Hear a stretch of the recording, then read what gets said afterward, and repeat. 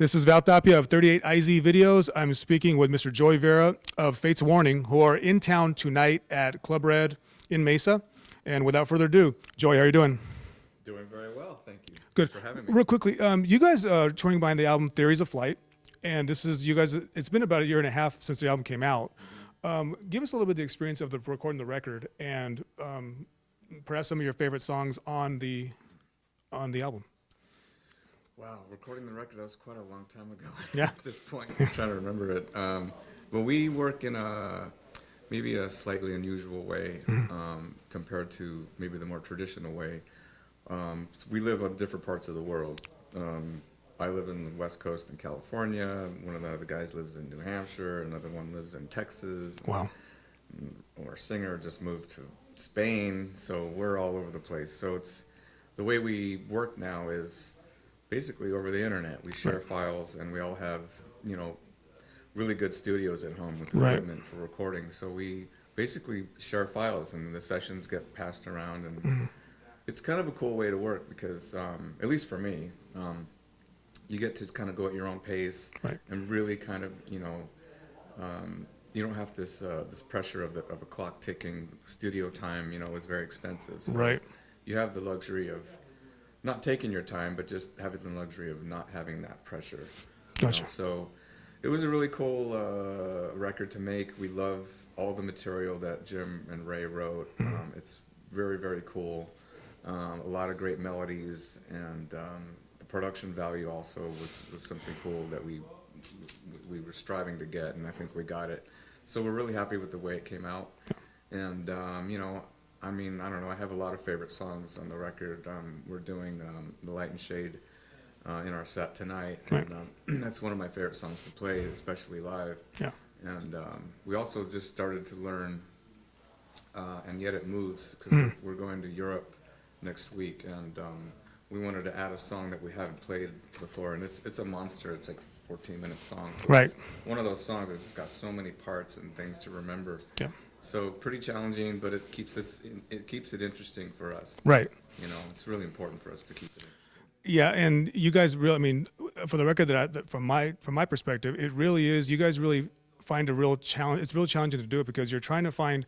It's at a high technical level, first of all, like I said, and then second of all, but you don't want to lose the importance of the song. Yeah. That's a real challenge, I imagine, doing finding. It is. I think it's important. I'm probably speaking for Jim at this point, but we all grew up. We're all the same age. We all grew up in the '70s, where songwriting was important and it was key, and that's what we know and that's what we love. So I think when Jim's writing music, he's, he wants to make it interesting and outside the box, if you will. But I think at the core of it, it's all about the song. It's all about having a great melody and great choruses and well written. So that's something for sure that we're always striving for. Yeah. And you're kind of doing double duty. You're in Armored Saints. You do both bands simultaneously. That must be a real challenge in and of itself as well. That's a It can get Armored Saint for a long time wasn't very active, but we kind of got a little more active in the last 5 years, and so that's made it a little harder, is getting the schedules to not overlap. Right. For the most part, we've been able to work around that, but there was a couple of times where it got had to make a choice and had to make decisions and who was, what we were doing and had to work around it and stuff. So it can get tricky. Right. What would you say the main differences between Theories of Flight and the last record, Darkness in a Different Light? The two. What were the comparisons, if there are any, between the two? How would you compare them? I think they're different records, and for several reasons. They're just different. Yeah. I don't know. I feel like maybe Theories had a lot, maybe more melodic, simplified melodic parts in it, in the music, and then maybe in the notes that Ray chose to sing, and melody over the chords that Jim was writing. Darkness certainly is melodic as well, but I just feel like there was a little more maybe melody going on. And this is a super broad stroke sort of observation, but the other difference is that we used a different producer And we also self-engineered a lot of this record theories, by sharing files is what I mean. And we also had a different guy mix the record. Mm-hmm. That brought a whole different flavor to the record, so the comparisons are super different. Right. I personally my preference is theories. I think that the production on it is really, really good. Right. Yeah. Just a reminder, our viewers, we're speaking with Mr. Joey Vera of Fates Warning, who are playing tonight at Club Red. We are on location. Very excited to be here and honored to be speaking to him. And another question, Joey, would you say, what are some of your personal favorites to play live in the set, without giving too many surprises out for those out there? Well, I said already. I'm sorry. What was the song I talked about earlier? You're talking about the Light and Shade. Light and Shade, Sorry. yeah. Light and Shade. Yeah. A little bit tired. We had a late night last night in Las Vegas. Understood. Trying to wake up. Understood. Light and Shade's great. I like playing all the new stuff. From the Rooftops is the song we open with. We get super excited with the newer material. Right. So Firefly from the last record. I still like playing a lot of the old favorites. Point of View is always fun to play. 11th Hour is always, when you play songs that the crowd goes nuts for, it's hard to not have fun and Right. like it. So those old classics are always great. Yeah. How challenging is it to make a set list right now at this time? At this It's pretty point? hard. I mean, Yeah. we're putting a set together for this tour coming up in Europe, and our intention is to record these gigs Right. for a possible live record. So Good to hear. we had to sort of bring in more material and have alternate sets so that we're not playing the same exact set every night. Right. So that every night we can alternate the set a little bit. Right. But combined, we basically had to learn 27 songs, which is Wow, that's a lot. Quite a lot. Right. It's not like they're not Ramones songs. R- They're not 3-minute songs. Exactly. You know what I mean? Yes. So that was a lot to take in and keep stored in the memory banks. Absolutely. But we had rehearsals last week, and it went really well. So I think it's going to be good. You joined the band, I believe, around '96, and the first album you played on was A Pleasant Shade of Grey. Yeah. Give us back some of your recollections of that time period, and how challenging was it to literally, that album, for those who don't know, this album is one song, but I believe 12 parts. How challenging is that to pull off live? It was a lot of fun, and it was challenging. Well, let me backpedal a little bit. It was my first introduction to being with the band. So I came out of Armored Saint, had been sort of broken up for about 4 or 5 years, and Jim asked me to come on board, and we had been friends forever. So it was like, for me, it was a no-brainer, and Right. it was great.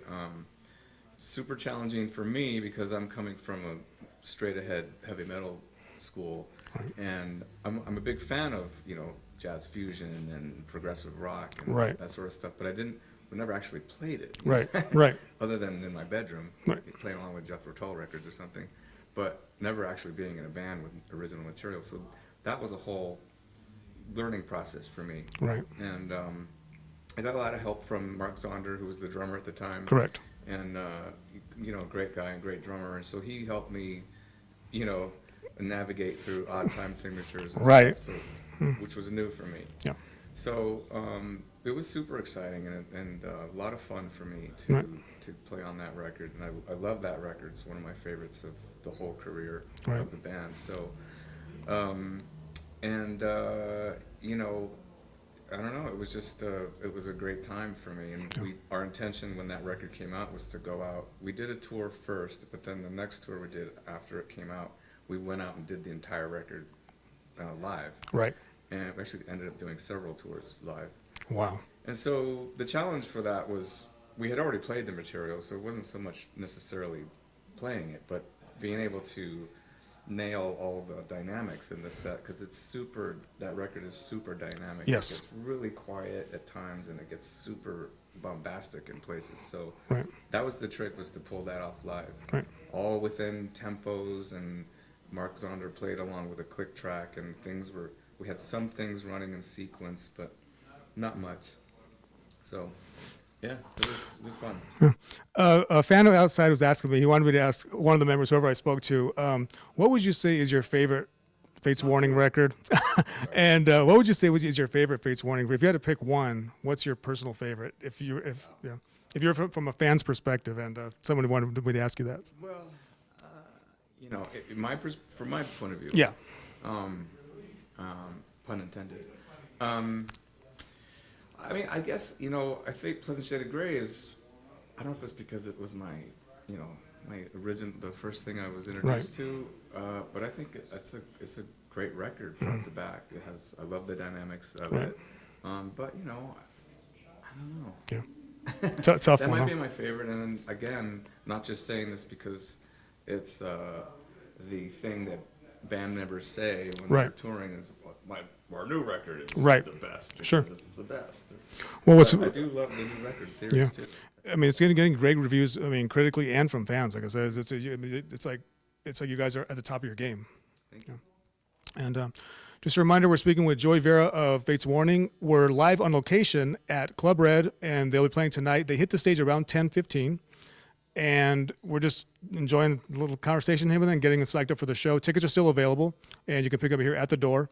And we're expecting a good turnout tonight. So, one other question I wanted to ask: what are some of your personal influences? Would you say, growing up as a musician, young musician, who are some of your personal favorites, and who do you cite as an influence?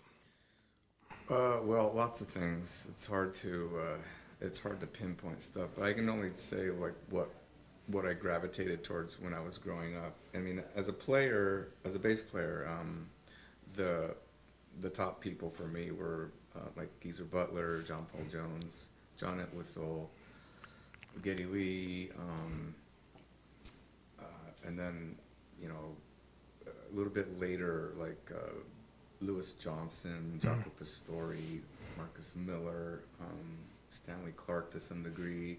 A lot of people. I'm probably leaving some out, but that's basically where I came from. And then just as a listener, I grew up in the mid '70s and pretty much gravitated towards rock and hard rock when I was young. So, I mean, when I was a kid, it was Beatles. So I started out with loving all the Beatles stuff, but a little bit more like the later records, Sgt. Pepper's, the White Album, Gotcha. Abbey Road. Those three were huge influences on me. And then, you know, a little bit later got into early Pink Floyd, and then Thin Lizzy, obviously, UFO, wow. All of them, Zeppelin, Sabbath, AC/DC. I mean, the list really starts to go on from there. But that was, Queen was probably my favorite band when I was in junior high school. Let's say for like 10, 15 years. I'm still a huge Queen fan. Greatest band ever. So. What would you say for anybody who has never seen Fates Warning live? What would you say? How would you describe what you guys do live? And to a fan who's never seen you live, how would you describe Fates Warning? Well, you know, we're a fun band to watch. You know, I think we have a lot of energy on stage for what we do. Certainly, there's a lot of technical things going on stage. So I think if you're a somewhat musically inclined, it's kind of fun to watch, especially our drummer Bobby Drzonbek. He's a monster, so just him alone is pretty fun to watch. But you know, Ray's also a great front man and a great singer. So you know, we're just we're a good live band where we have interactions with the audience, and you know, and also we try to have a lot of dynamics in our set as well. So, you know, you get a little bit of everything, I think. Good to hear. Yeah. Well, I'll go ahead and let you go right now. I know you got a lot of stuff to do before the show. So, once again, we're just speaking with Joey Vera and the Club Red here in Mesa. Fates Warning will be playing, and they come on stage about 10:15, I was told. And tickets are still available, and please come down and support live music. Thank you so much for your time, Joey. And we'll see you. And thanks for having me. Come on down. Take care.